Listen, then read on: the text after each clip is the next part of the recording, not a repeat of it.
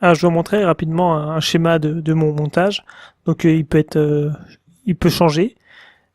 Pour résumer, je vais montrer des photos parfois si jamais il y a un point à montrer. Donc, le premier montage qui m'a servi à dessoucher avait été composé de uniquement deux étais. Donc, des étais, ce sont des outils de maçonnerie qui sont conçus pour supporter une charge, par exemple, lors d'une construction d'une maison. Et vraiment, ils ont un rôle de soutenir des poids très importants. Donc au début, j'ai mis deux étais. Et plus tard, lorsque j'ai remonté mon système plus loin, j'en ai mis quatre. Donc deux supplémentaires à l'intérieur. Donc là, c'est la première chose. Donc il y a deux choses. Des tréteaux de maçon.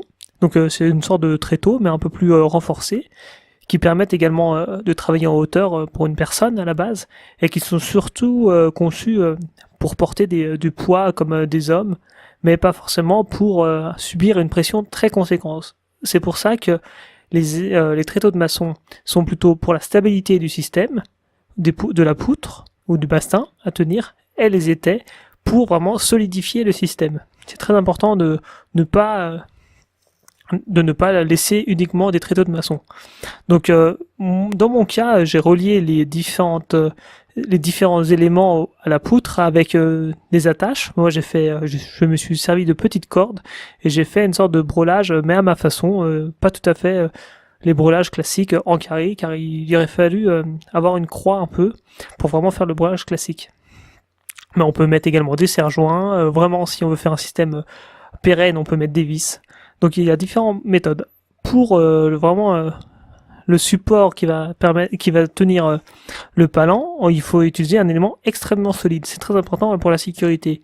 Donc on peut utiliser soit des outils, des matériaux en bois, comme des poutres, des bastings ou d'autres éléments qui permettent de supporter une charge conséquente, ou soit du métal, comme une poutrelle métallique, type IPE ou autre type.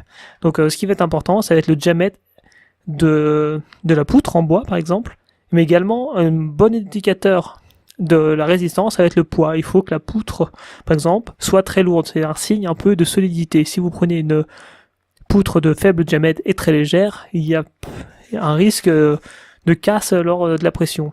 Donc je le montrerai plus tard, mais il faudra mettre, si vous avez un morceau de bois plutôt de forme rectangulaire, de mettre la bonne face résistante correctement.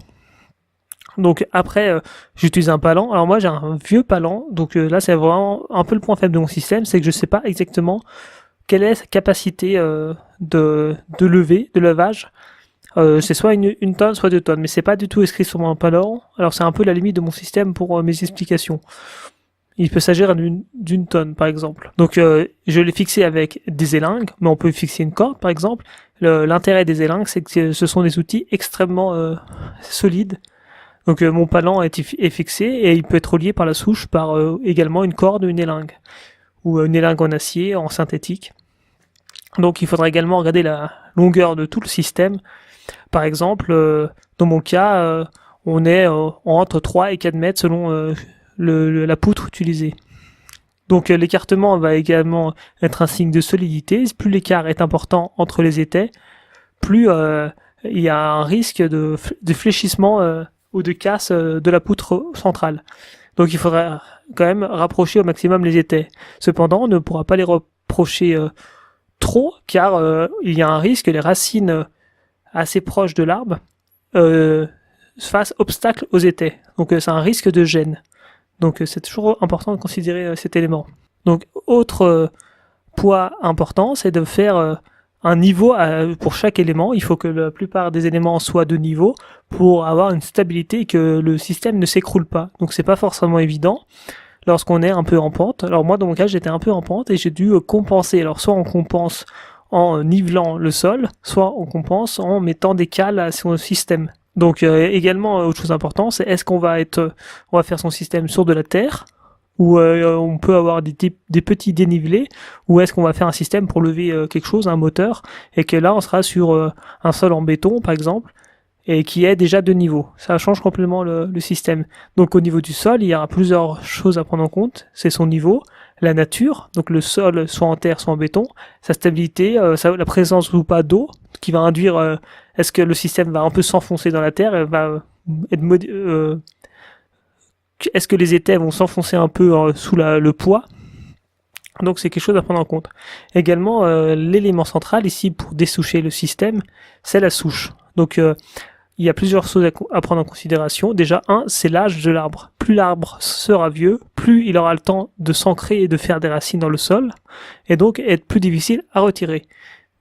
Autre chose très importante, c'est la nature de la souche. Est-ce qu'il s'agit d'un petit arbuste qui sont destinés à mesurer quelques mètres et avec un diamètre faible, ou est-ce qu'il s'agit par exemple d'arbres comme des hêtres, des frênes, qui peuvent être assez âgés, par exemple de plus de 100 ans, qui ont des énormes souches et qui là ne seront pas du tout faciles à déraciner.